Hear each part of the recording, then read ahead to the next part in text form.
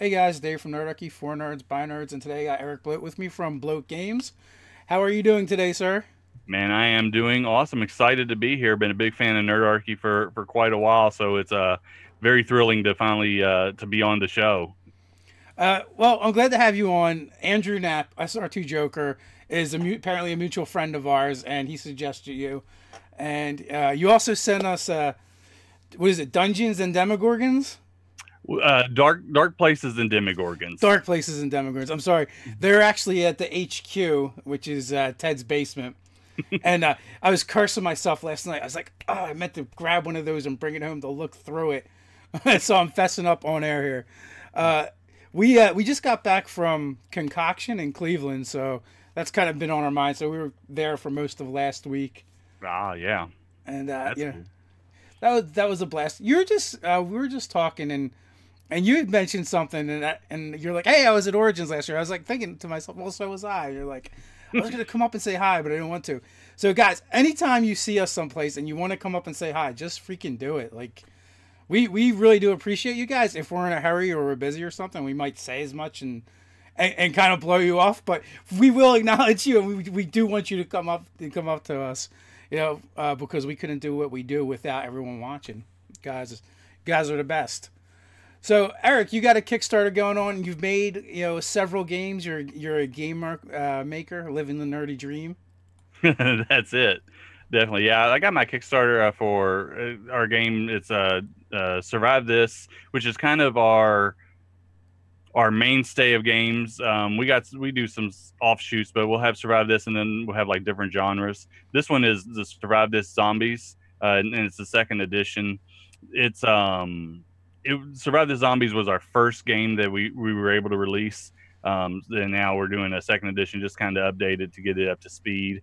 And it's our OSR game set in a zombie apocalypse. So if you like old school Dungeons and Dragons, you like those kind of rules, that kind of feel, that kind of tone, and you like zombies, this is going to be right up your alley.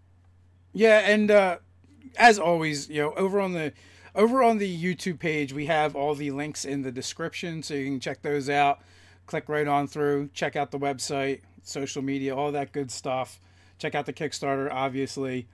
Uh, so, do you have in particular genre that you like writing for the most? Because it looks like you got a couple different things going on. Yeah, my favorite genre to write for the most is superheroes. I'm a big comic nerd, and I love supers games.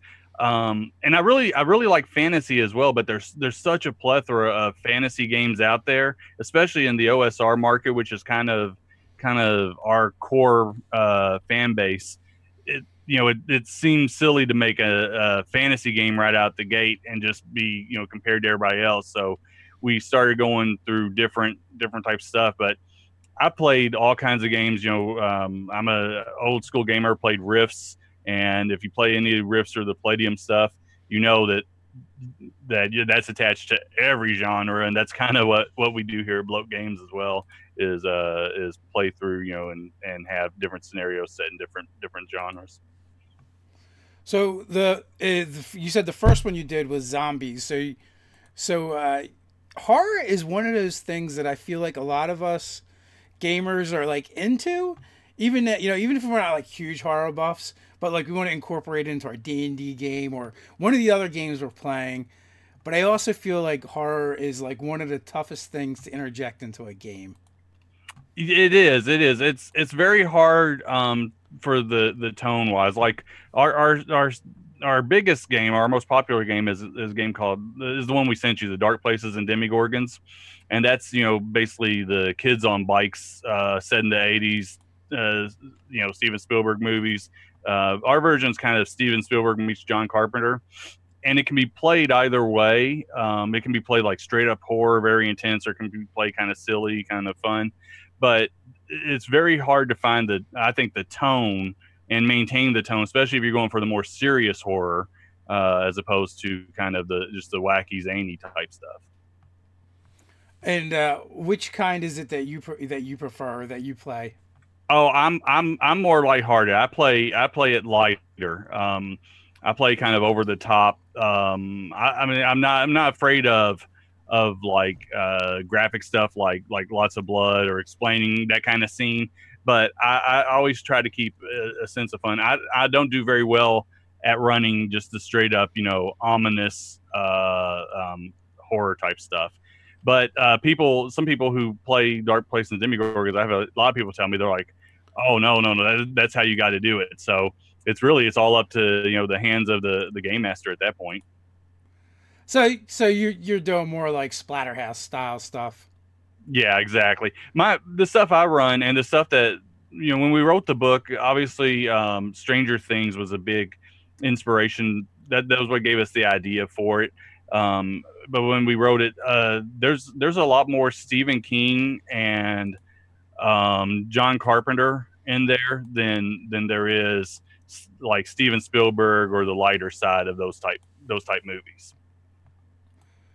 So I know we were talking a little bit before we got started, and sometimes I get confused and forget a little bit. I'm getting old, guys. As to what we said off air and what we said on air.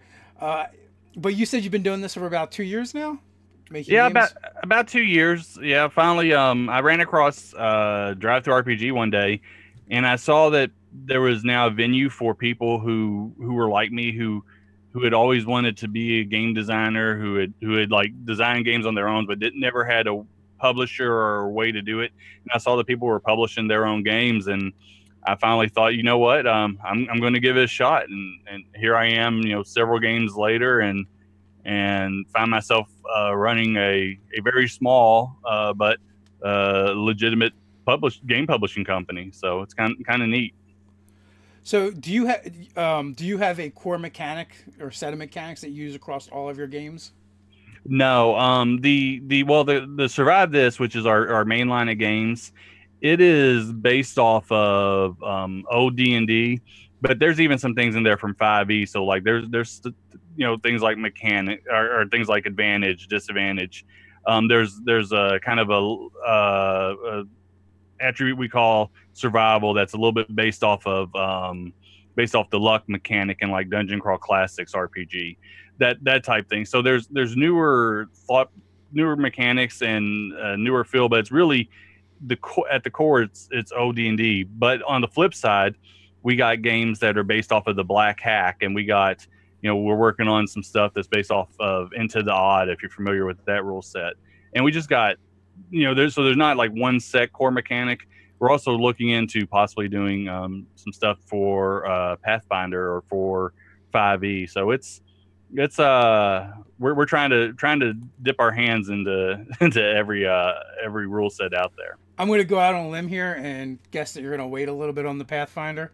Yeah, I think I'm going to wait. Yeah, the Pathfinder 2.0. I'm like, you know what? I'm going to give it a little while, see how that works out before I start, spending serious time in it. Yeah. Well, not even how it works out. I would just think just the new rule set and everything. There's no point in writing for the old thing when they got the new thing coming. I do know, friends in publishing that kind of didn't see it coming and didn't know there was a second edition on the horizon, and now they have warehouses full of first edition stuff. Yeah, I know. It was funny. When it broke, I got on Facebook that morning, and I got friends and they're designers and stuff. Now I met a lot of people. It's been really, really cool. But when I got on Facebook that morning, everywhere I went, that's all I saw was Pathfinder stuff. And I said, I posted, everybody's over here talking about Pathfinder 2.0. I'm still over here like, have you guys played Index Card RPG? So it's all good, man. The indie games need love as well. Oh, definitely. And also, we were talking too as well beforehand. Hankrin had done some of the art for you as well. Someone had pointed that out in the chat before we even went live. Exactly. Yeah, Hankrin did the art for the Survive This Zombies 2.0, the cover art. Which, if you get a chance, guys, if you pop over to the Kickstarter page, you'll definitely see it. I got it displayed prominently. I mean, he killed it. It's one of the best covers I've ever seen. In fact, Matt Finch from Swords and Wizardry fame, he shared it out saying that it was one of the best covers he had seen in a long time. And I really think Hank killed it. And then on our next game that's in development, which is going to be Survive This Vigilante City, it's a superheroes edition of our Survive This line.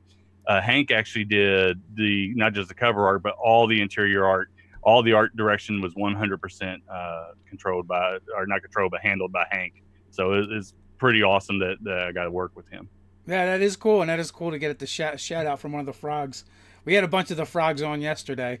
Oh, did you? Cool deal. Cool deal. Yeah, they're good folks over there. And matter of fact, like as far as industries go, the RPG industry is one of the best. I mean, how many places can you kind of hang out with and talk to, which would essentially in any other industry be your competition, and it's like still one big family. Those guys are all super helpful. Yeah, it's really weird when I got into it. First off, I'm kind of a shy person by nature, and I really don't want to ever feel like I'm bothering somebody. But doing this, there was so much that I just didn't know about publishing, and I would talk to people, and people would say, "Well, why don't you ask so and so?" And I used to be scared to do it, but you know what? I've now got to the point where I'll ask for help, and I've yet to have somebody blow me off or not just jump in and help out. I had I'm not sure if you're familiar with Glenn Steele from he just did the Midderlands campaign. He helped me out just recently on something that I could not figure out as far as layout and specs and stuff like that. And James M. Spawn from Barrel Rider Games, he's helped me out quite a few times. So it's a very, very welcoming community of people. Very cool. Absolutely. I want to thank Elf8 in the chat for the super chat. Greatly appreciate it, buddy. And so, what can people expect from the update? Maybe for people that are familiar with your work previously, and then for people that this is the first time they're encountering you. All right. Well, cool. Yeah, definitely with the Survive This Zombies, what you're going to get, if you're familiar with if you have the first edition, and if you have possibly, or if you've seen Dark Places and Demogorgons, what you're going to get is, we want Survive This to be all the games to have basically the same rule set. And when we created Survive This Zombies, we didn't put a lot of forethought into ever needing to add stuff. So when we created Survive This Dark Places and Demogorgons, we added some stuff. And so you're going to get updated stuff like the backgrounds. You're going to get updated stuff like skills. You're going to get updated stuff like the usage die. Different rules like that have been updated, so now it's more compatible. As well as, I didn't want to just give you those rules and that be it. So we came up with all kinds of new material.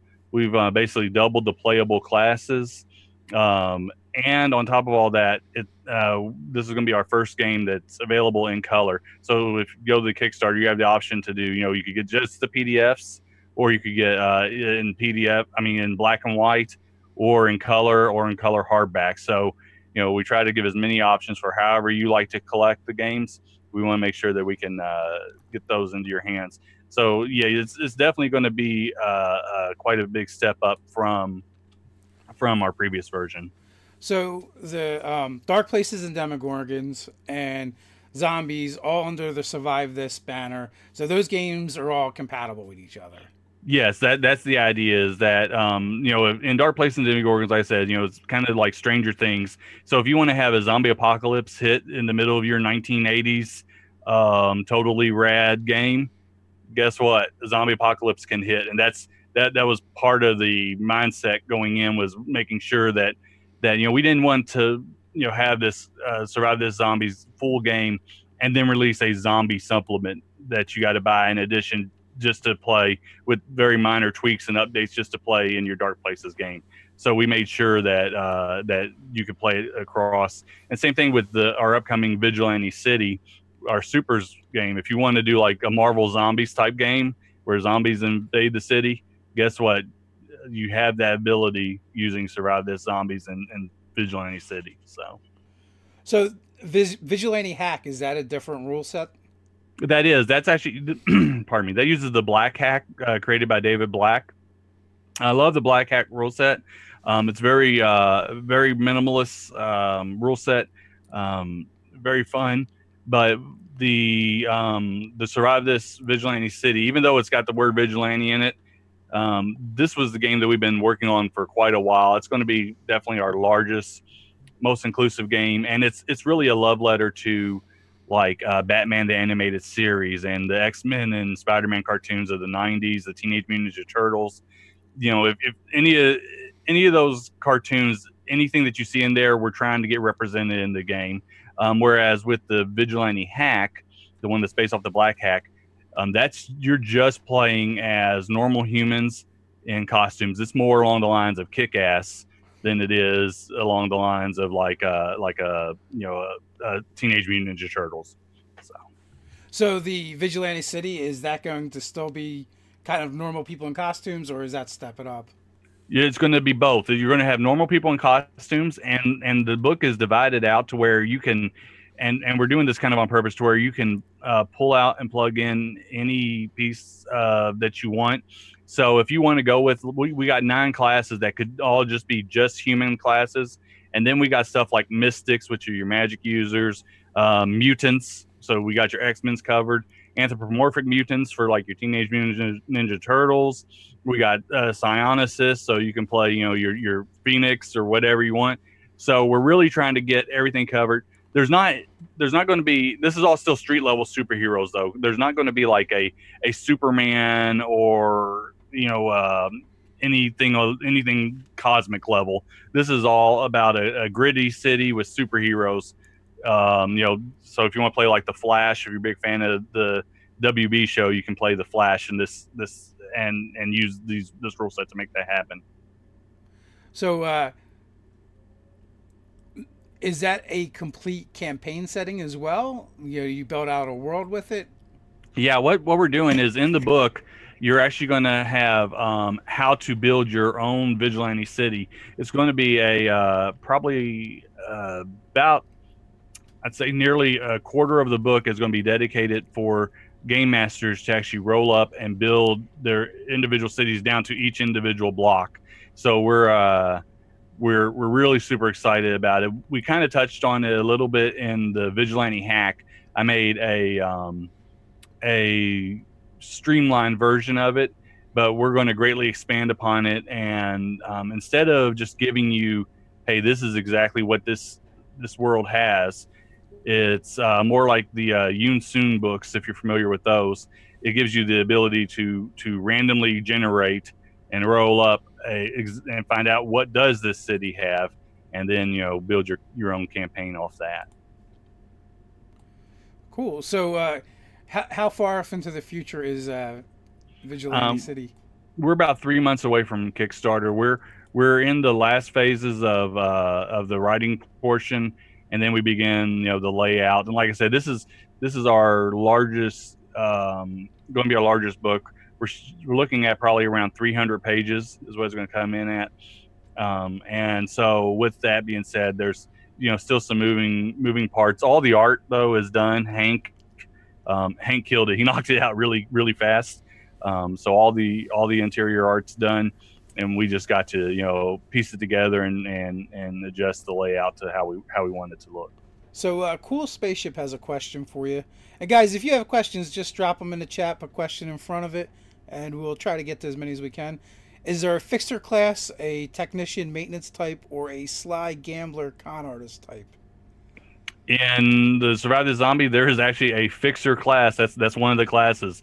Yeah, they're able to take broken pieces of or broken down cars, fix them. They're also able to take weapons, and if you want a flame-throwing chainsaw for some reason, your fixer, if they get a good enough roll and high enough level, they can make that happen for you. So yeah, there's definitely that kind of class in the Survive the Zombies. So just to cover all of our bases, what about the Vigilante series? In the Vigilante series, there's a gadgeteer who would be essentially like a fixer class. So they would be able to create tech gadgets. They're the ones who are making the toys for these superheroes to play with, and so yeah, there's definitely, they have that ability as well. So Billy Badace has a question. Will there be more dark places in Demogorgons? This is the only one I have any chance of getting my wife to play. Well, good news is there definitely will be. Yeah, Dark Place and Demogorgons by far is our most popular game, and right now we got out the core book. We also have out the Jeffersontown setting guide. We got out a vampire source book. We also have out a player's guide, or player options and GM's guide.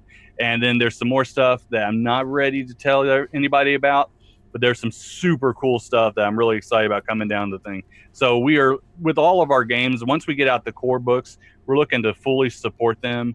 And as we continue to grow, we're able to bring more people into the fold here at Bloat Games and become part of the Bloat Games crew, and definitely expand upon each game line. So yeah, there's definitely some cool stuff coming for Dark Places and Demogorgons. Sweet. So Zareth Gaming wants to know, what are the classes in the Supers game? In the Supers game, let me pull up my document here, because I don't have them all memorized. If only we had someone who wrote these. No, I imagine you have a lot of stuff floating around in your head. Well, right now I'm so focused on zombies that I have those. Let's see. Well, I can tell you just off the top of my head while I'm waiting for this to actually open, that we have like your standard. So you're gonna have your standard like Dark Avenger, which is gonna be like your Batman-esque character. We got wasn't the opening? I apologize. We got like a Protege, which is Robin. We got a powered armor guy, so you could play like Blue Beetle or the Iron Man. Let's see. There we go. And let me get to the page real quick. So Zareth Gaming had a question in the meantime about the quality on zombies. Is it going to be the same as Dark Places and Demogorgons? The actual construction of the book was excellent. Well, thank you. Yeah, we're hoping for it. Let me say that Dark Places and Demogorgons, we were able to upgrade the books, and the hardcovers to zombies will be the same because we're using the same vendor. The softcover color depends on if we can get get enough backers to get the upgrade. So there is a little bit of a chance that we won't have that it won't hit that, because right now it's not doing as well as Dark Places and Demogorgons have done. So, but once we get in line, we'll be able to know now. With that being said, one of the things I pride myself on is I try to always give people really high quality books. So whatever the best deal I can get for you, I'm going to get. I'm not going to send out any of these, like some people send out these books that have like 50-pound paperweight. That's not happening here at Bloat Games. We're going to make sure that there's not a lot of bleed through. But as far as will it be as good as the hardcover Dark Places and Demogorgons, that's kind of up in the air right now, to be truthful. All right, so I finally got my document up. So we have for Survive This Vigilante City, currently we're looking at an archer class, an athlete class, the standard crime fighter, Dark Avenger, gadgeteer, martial artist, mercenary, power armored, protege, vigilantes, the Borg class, like as in cyborg. Let's see. Then we got the Mystic class, the Scion, and get past the rules, the Mutant. And we're almost there. We're going through the spell section right now. All right, so we get Scion, and no, there's one more, and I can't think of what it is off the top of my head. You would think I would know this. I'm sure there's a bunch floating around in your noggin. Gotcha. Speedster and Super Soldier. That's what I was trying to think.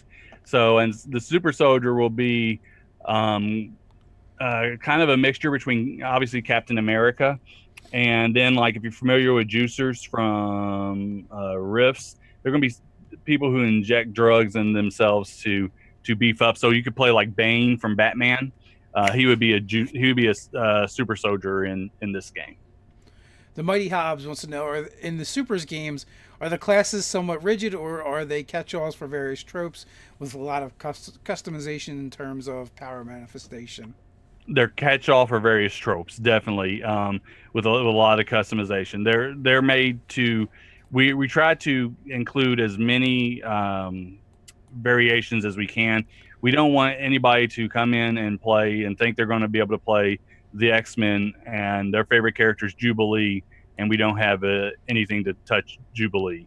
So, we try to be as inclusive as we can. Obviously, with superheroes, the genre is so big that you're going to miss some, but we're doing our best to get as many represented as we can. So, Eric has a question. How many more zombie types will survive this zombie 2E have, including in comparison to 1E?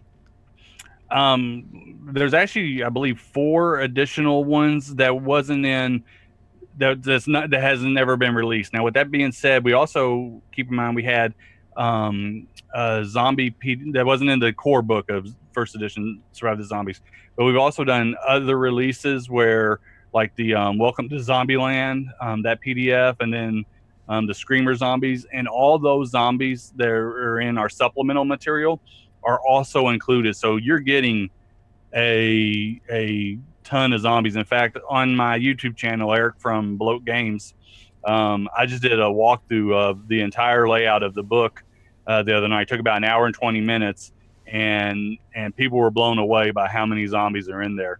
There's really, really quite a lot. We tried to, that just like with our superheroes, if it's in a movie, novel, comic, we tried television show, we tried to make sure that it was in our book as well.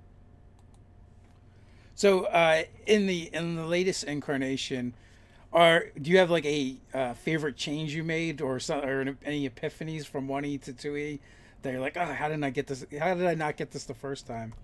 Well, actually my favorite change that is in 2E is the usage die, which is a mechanic from the Black Hack. It fits so well in a zombie apocalypse that your stuff is wearing out and breaking down, and it adds so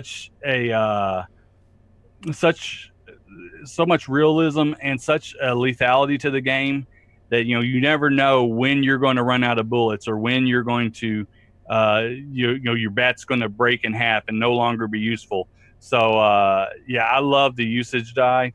And then also just all the stuff that was included in Dark Places and Demogorgons that wasn't included, I think just make the game so much better. So the Mighty Hob is the Super Games OSR based, or is it its own unique system? You had said use the Black Hack system, correct? Well, the Black Hack is for, if you get the Vigilante Hack, those games are based off the Black Hack. But if you get the Survive This Vigilante City, which isn't out yet, that's the one we'll be kickstarting later. That one's more based off of it's kind of white box Dungeons and Dragons meets 5e. So, and then from then on, pretty much all your games are compatible with each other as well. Yeah, all the Survive This games, they're all compatible with each other. Yeah. So so is Vigilante City, is that kind of a rewrite of Vigilante Hack? Actually, believe it or not, it was done oppositely. I wrote Vigilante City a while back for Bloat Games. It was actually what I wrote second after the zombies, but I couldn't afford to get the art to produce Vigilante City. But I could afford enough art to do like a Black Hack supplement type mix up of it. So I made the Vigilante Hack based on the art that I was able to get through using stock art and stuff like that. But Vigilante City was actually more of was originally the original idea. The Vigilante Hack came as a secondary thought once I realized I couldn't afford to make the art at that time. So Elfbait has a question for you. Are there rules for different origins for your zombie apocalypse? Example: magic, disease, demonic, alien, etc. No, we intentionally leave that vague. There is a scenario in there that kind of lays out what may have happened, but we intentionally leave that vague so that game masters can come up with that for their own campaign. We're big fans of the OSR, and part of the OSR mentality is that we want your game to be as much your game as is our game, and so there's certain things that we intentionally don't say this is exactly how it happens. That way, if you wanted to do something different, you have that option. So, Shirazilin has kind of an interesting question. Will mounts be a thing, and if so, how will they work? Will mounts be a thing? That's what we want to know. I think you're better off with like a Jeep or something. Yeah, yeah. I don't. There's no rules for mounts as it stands, but you never know in the supplements that come out afterwards. Because when I was doing my walkthrough the other night on YouTube, a guy asked me, he said, "Well, do you have any rules for car customization, kind of to play a Mad Max style game using Survive This Zombies?" And I don't, but man, that's a great idea. And so it's a little late to get it in the book now, but that can definitely be something that'll show up in one of our future supplements. James Leslie has a kind of cool question. Will there potentially be a collector's bundle with one core books for all 3 games? With a collector's bundle, well, there's a collector's bundle to purchase, all 3 games, like on through the Kickstarter, but they won't ever be combined into like one book. That book would be huge. You're looking at probably over 700, 800 pages. So no, there's a way to, like, if you back the Kickstarter, you can actually purchase all the books and get them all at once. We have that option available in the rewards section, but I don't have any plans currently to put them all into one volume, one like omnibus type thing. Now, I know you have a product page up on Drivethrurpg. You have the Kickstarters. So do you stock physical books? Are you still, like, after the Kickstarter, will you still be able to get them? Yes, yeah. If you go to bloatgames.com, which is our website, we actually do stock physical product, and in fact, we have stuff left over. Like when we did Survive This, Dark Places and Demogorgons, one of the options that everybody wanted is they wanted a more retro style cover. So we did like what we called our retro red cover. It kind of looks like the old Dungeons and Dragons red box, the Mincer red box, and that was a Kickstarter exclusive. But to hit the minimum number, you got to order so many. So we still have like 4 or 5 of those, and they're up on the website for anybody who wants, to get a Kickstarter exclusive from past Kickstarters. But yeah, so we always stock all of our own product and ship right out from Bloat headquarters, which is AKA my house. I can appreciate that, and you're a braver man than me. Like, we are talking about our first Kickstarter, and one of the things we talked about is, like, once we do it, that's it. That's like if we do, when we do physical books, Kickstarter will be the only place to get them. After that, it'll be PDF only. Only because, like you, HQ is one of our houses, and we don't want to stock books. Yeah, exactly. Yeah, my wife was like, "Where are we going to put all these?" I'm like, "I don't know. We'll see." So we're going to replace all of our furniture with books. Exactly. This is a collector's edition. It has Eric's butt groove in it, from the left cheek. Yeah. Forget the signature. That one's got DNA on it. That's got DNA. That's right. So that's really cool. How many Kickstarters have you run so far? This is our 3rd Kickstarter. Yep. Cool. Yep. So we our first one was Dark Places, Demogorgons. It kind of blew up. It was we got like 273 backers, which was just amazing.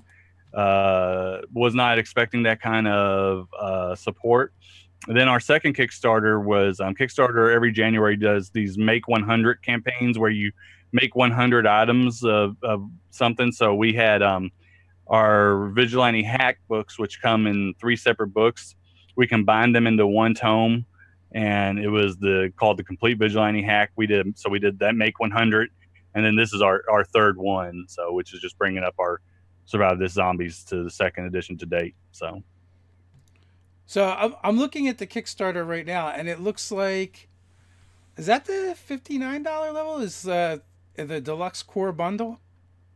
There's a deluxe core bundle which will get you. In fact, here let me pull it up so I can look at it too. There's a deluxe core bundle which gets you the It looks like the first edition, the second edition, yeah, and exactly. Dark Places and Demogorgons. 3 books, $59. That's not bad at all. No, That's a and steal. that's part of what we try to do. Part of the OSR mentality for OSR gamers is people really are not into spending a lot of money. A lot of people, are doing this now as just a very they're just now getting back into it, and so they're not looking to, you can go to Wizards of the Coast and pay $50 for a book, but that's not something that we ever want to do to our friends. So we try to keep the cost of books, down to where it's enough to where we can continue to make products, but we don't charge anybody an arm and a leg. Nobody has to take out a second mortgage to back our Kickstarters either. So yeah, let's see. So at $59, here we go. Let me get it in front of me. Yeah, so at $59, you'll get the second edition color hardcover. Then you're going to get a soft cover, Dark Place and Demogorgons, and the first edition of Survive This Zombies, which is a soft cover.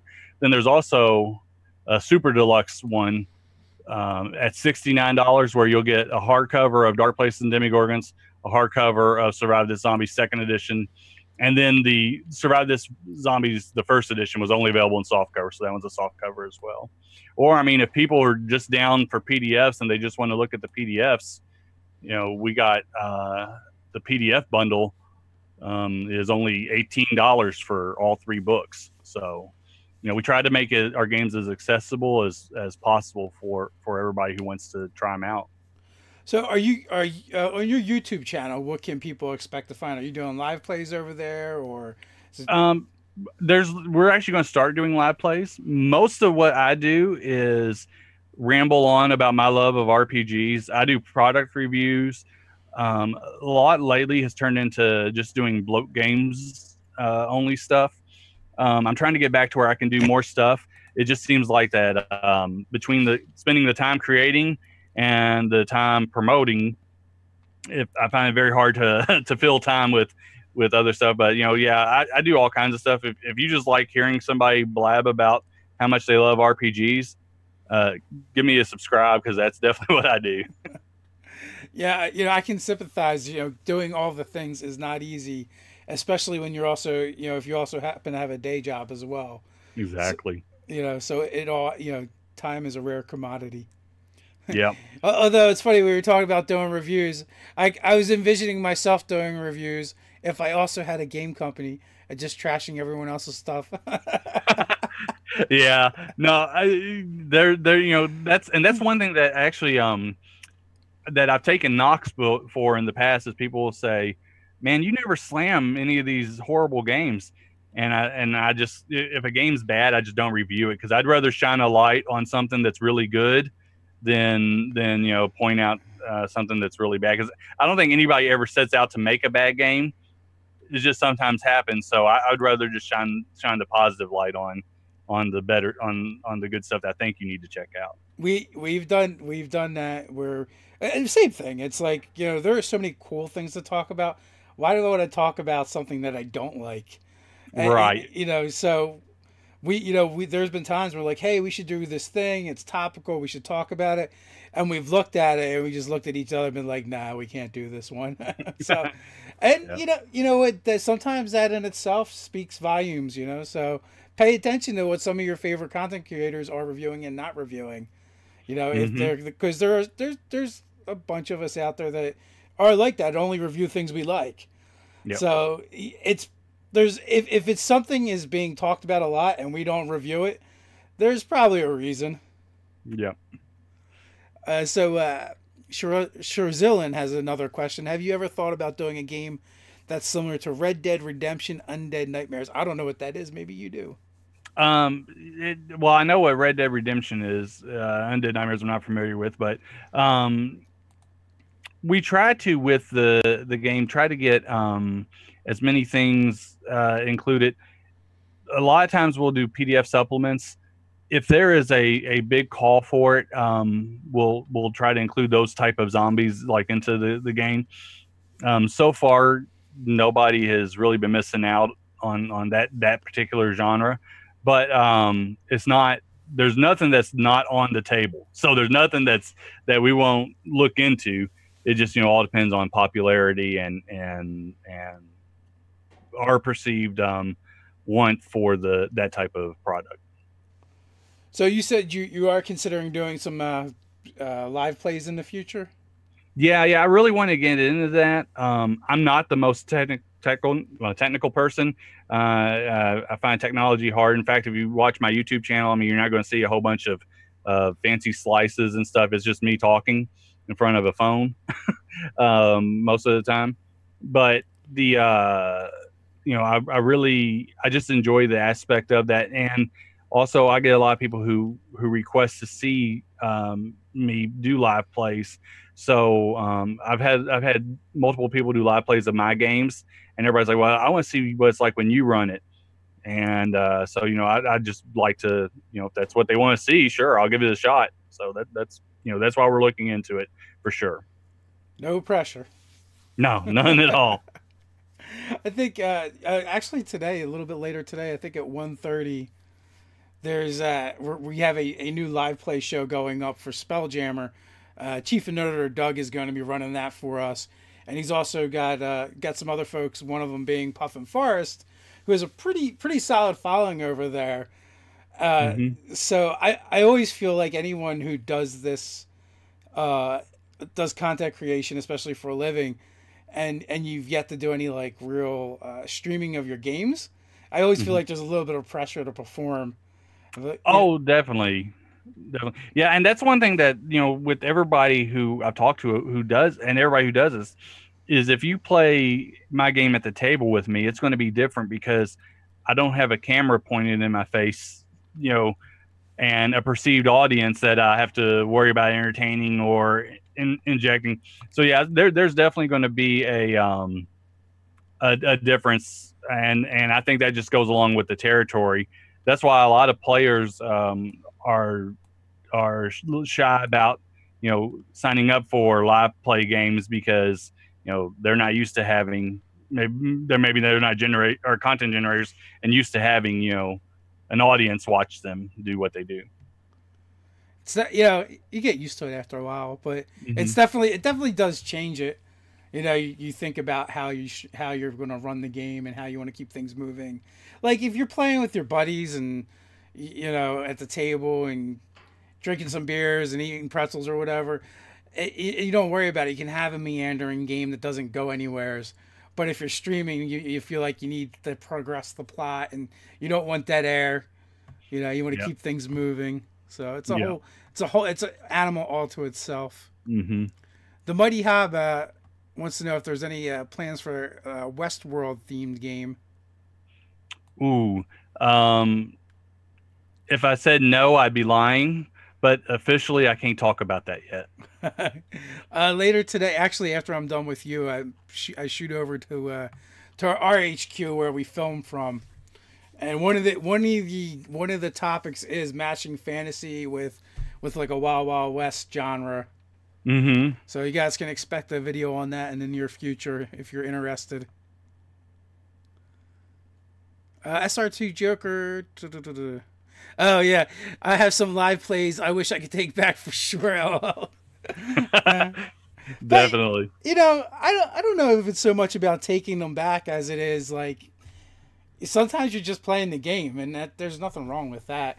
There's just so much out now with such high production value. You've got things like Critical Role where they're all trained voice actors or actors, so it does feel it ups the bar. Let's put it that way. Yeah. It's like how do you compete with that? Yeah. So How do I ask a question as someone who's running a game business and running Kickstarters. How do you feel about Matt Colville's recent Kickstarter? You know what? That was crazy. God's honest truth, and this is going to sound weird to everybody. I didn't know who Matt Colville was before that hit. Oh my gosh! I don't know how. Somehow or another, he just stayed off my radar. But I mean, that's like Wizard of the Coast numbers. That's a crazy amount of money, and I wish him nothing but the best. Anybody who can generate that kind of a following and get that kind of support must be doing something right. So yeah, wow. Well, just hats off to him. It's cool because now he's going to form a production company.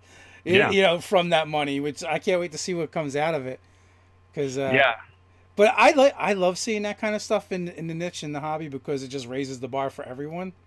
Yeah, exactly. I know you kind of talked about keeping the prices low, but I like to see them go up because it means there's more money in the niche for creative people, talented people. You always hear about, if you pay attention to the industry, you always hear about people that are really talented and skilled leaving to other industries because there isn't enough money here for them to support a family or make a living. So you can want the bottom of the barrel and the cheapest stuff, but the only problem with that is we're going to have like the bottom of the barrel and cheapest people, or people that can only do it as a hobby and right. not like invest themselves 100% into it. So and I want the best things for this hobby. Like I want to have the most talented people in this industry. I don't want to see them leaving to go write for video games. And Matt Colville is one of those guys, right? He wrote for RPGs, and then he left for to work at a video game studio. And I'm sure it was a financial decision. Clearly, the guy still loves Dungeons and Dragons and RPGs, but sometimes you just go where the money is.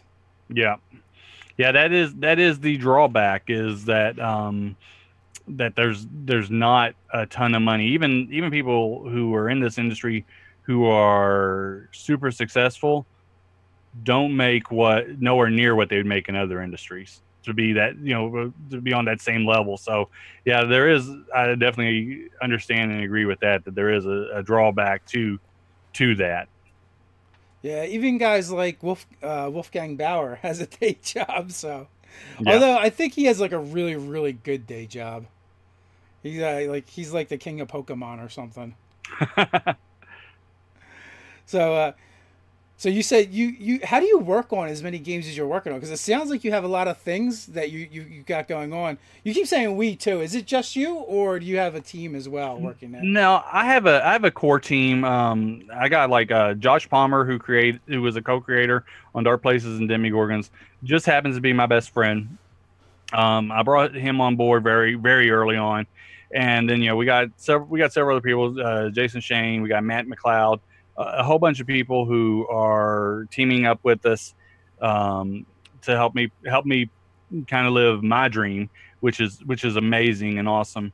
And then how we work on stuff is I write pretty much constantly. Once I get off from my day job, I jump in, I dive in and start writing. If I get stuck on something, I hop to another game.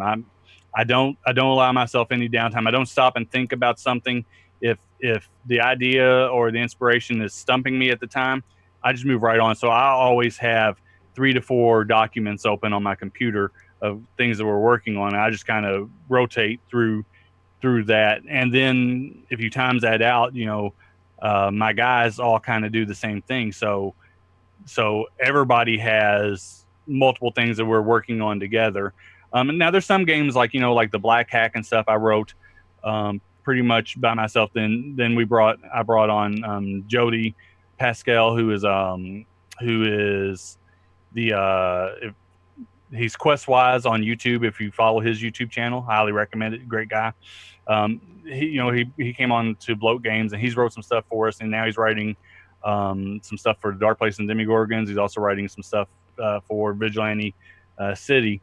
And so, all of us are just kind of spinning plates, I guess you could say, in the air and trying to get as much done as we can and then it all funnels through me as far as making sure the quality's there, and that that we're not putting out stuff just to put stuff out. So How much time would you say you spend writing a day? um, about 4 to 5 hours a day. Is that So 7 days a week? that's 7 days a week. I figured because yeah, I doing this 7 days a week. Even when I had a day job, it was still 7 days a week. Hmm. So, and the reason why I ask those questions because people always want to know how to break into an industry or how to do a thing, and like that's how you do it. You just work all the time. And, Yeah, it's something that I want to do, so it's not anything that I ever feel like I have to do.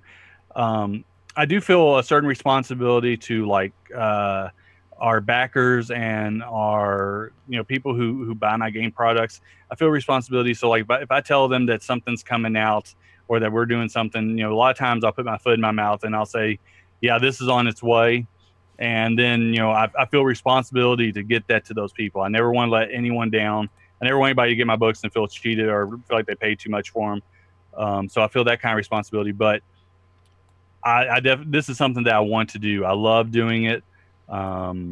If the world was a perfect place, I would work on role playing games all day, every day. So, and I don't think I would get tired of it.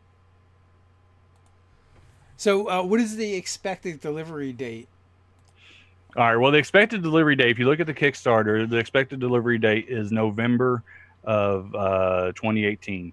Now, let me say that with my Kickstarters, all my Kickstarters, I've delivered at least 5 to 6 months in advance of their expected date. And this book is pretty much done. It's got about 2 weeks before I start ordering proofs. So people are going to be getting this a lot sooner than that. But I put that date out there because you hear horror stories about things getting just messed up in shipping. There's people having to go back and you have to keep doing proof after proof after proof to get it right. And I don't want to promise somebody something and them not get it. I'd rather say, hey, look, you'll have at least by November of 2018, and that'd be a real thing. You hear horror stories about Kickstarters who just things go wrong and they just didn't budget for the amount of time that it takes to really do this. And so, but no, people I think will be getting it, mid to late summer, in all honesty. But I'm quoting November 18th. Oh, nice. 5 to 6 months early. That's pretty impressive. Yeah, and that's just because I set such a far target out there for the Kickstarters, just to make sure that hey, things do come up, and I want to make sure that no matter what, we get this to the people who were kind enough to support us. Get to them when we promise it to them. So. Also, there's some chatter in the chat about a game you were in with Eric Smith. With Eric Smith. I played a live play of Survive This. Zombies with Jeff Cape GMing. Eric Bloat was in the game, and we ended with a TPK. It was epic. Oh my god! Oh yes! Oh gosh! Yeah, I'm used to his screen name. Yes, yeah, that was a very epic game, and I felt bad because I think it was Eric's first game or first live play game they'd ever done, playing online and stuff, and yeah, everybody died. So Spoilers. Survive This Zombies is it can be deadly. You're playing as humans going up against zombies, and so you got to use your brain, and we were a little too bullheaded, and yeah, things went south real quick. You got to use your brain for more than zombie food. Right, exactly. I almost feel like all horror games should end in a TPK, or like a Soul Survivor. Right, exactly. That that is my biggest pet peeve with horror games is people try to play them like they're playing D&D. Agreed. Well, and they do that really with all role-playing games. I've noticed that a lot of role-playing games have different mechanics to invoke different different feelings, different type scenarios and stuff. And a lot of people who play Dungeons and Dragons try to turn whatever role playing game you're into that Dungeons and Dragons instead of getting the true experience of what it's like to play that game. So yeah, that's something I think as a community we could work on. Huh. Any ideas on how to tackle that one? Yeah, no, I'll get back to you. Well, we're pretty entrenched. D&D's been around for 50 plus years now, so definitely that's going to be a hard. I think it's going to be a hard one to break. Right. And it's also like the gateway drug to RPGs, pretty much. I mean, I know there are some exceptions, but for the most part, most people start with D&D, and then they branch out from there. Yeah, and so that it was funny when I started playing Dungeons and Dragons. I played D&D for a while, and then Rifts came about, and somebody invited me to play Rifts, and I remember thinking that, okay, well, that's cool. They told me that we're going to be like in these big machines fighting against monsters. I'm like, that sounds neat in the future. But when I got there, I didn't understand that there was a different rule set. I thought all role-playing games had the same rules as Dungeons and Dragons. I was very shocked when I got there and learned that, oh, wait a second, this isn't exactly the same. All role-playing games are not the same. So rude awakening. Yeah, exactly.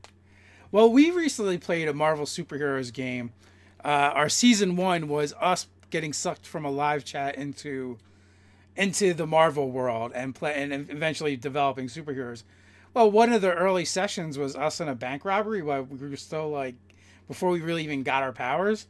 And the judge is like, "What do you want to do?" I'm like, "I'm not doing anything. These guys got guns." Right. Where some of the players are like, "I'm going to try and stop them." I'm like, that's not what you would really try and do. Nope. Yep. In fact, I've had that same thing where we were playing a very grounded to reality role playing game in the modern setting, and when something came up, I said, "I'm calling the police," and they're like, "Oh, but come on, we need." That is not what I would do at all. So yeah, I definitely understand what you're saying. SR2 Joker Palladium needs more love, man. I would say they need more of something else, but we can leave it at love. It's cool. It's one of those things, like, I get why people don't like, why some people don't like Palladium, but man, I do love it. I can't lie. But again, that was a game that, I grew up playing. So yeah, there's definitely a lot of people that have nostalgia for it. But at this point, I feel like it's a 1980s game in 2018. So could maybe use an update. Have you by chance tried the Savage Worlds Rifts? I have not yet. You know what? We backed that and we've got it, but we have not played it. Steve Jackson put you on their payroll, Dave. That could change my mind. I can be bought. I have a price. I have no pride or shame. So, but that being said, though, I may bust balls about certain systems and games or whatever. But if my friends are playing a game and I want to play with my friends, I'll absolutely play that game and I'll find the fun in that game. Andrew, SR2 Joker in the chat, he actually ran a Teenage Mutant Ninja Turtles game for us, which is Palladium, which was a ton of fun. We had a blast with it. And early on, they were really good with getting licenses from known properties. I know they had that one. They had Robotech. So, oh yeah, I'm pretty sure there was more that I'm not thinking of right off the top of my head. Yeah, they were one of the first that I saw to secure really big licenses. Like some had done, like the Marvel with TSR was obviously, but they were the first of the smaller companies. When I say smaller, I mean they were huge at the time, but there were no TSR or Wizards of the Coast, and they were able to get those type properties, which really I think propelled them. Without Teenage Mutant Ninja Turtles, I don't know if Palladium would ever went on to be Palladium. So the mighty Palladium is in the news lately. Yeah, I saw a blurb come across my feed about Robotech, and Steve Jackson with GURPS is another game that I've never really felt compelled to play. Like, actually now, back way when I might have checked it out, but now as I get older, I just want rules light games and less complexity. Like, Yeah. Yeah, that's exactly, man. I'm right there with you. You know, I don't have time to dig into that. Like, you know, I love superhero games. I've talked about superhero games a lot, and you know, but like the hero system stuff. Oh my gosh, you know, I'd rather not have that level of crunch nowadays. I show up to have fun and have a good time, and definitely not to do math. So Mutants and Masterminds is pretty easy, especially if you use Hero Lab. You know, like you Mhm. pop out a character real quick, and like the biggest learning curve with that game is actually character creation. Once you get Mhm. over character creation, you've actually done the hard part, and you know after that it's pretty easy. Yeah. But you know, that's just another. That's probably my second favorite genre is supers after playing fantasy. Yeah, yeah, I'm right there with you. Like I said, fantasy is my favorite, but you know, I'm a huge comic book nerd, so Supers is definitely very close to taking it. But I mean, in our game, you know, in our industry, how can you not love fantasy? So So that's bringing us up right on the hour mark, and I gotta shoot videos today. Oh yeah, SR2 Joker is in the chat talking about the one time you played Eminem and messed up Ted's game yeah, for fun and hilarity. It got dark fast, but that was such a good game. But hey Eric, I want to thank you for coming on. Anytime you got something coming up, just reach out to us. We're glad to have you on again. oh, thank you, sir. I appreciate it. And thanks everyone for watching and hanging out with us today. Always enjoy these live chats, but until next time, stay nerdy.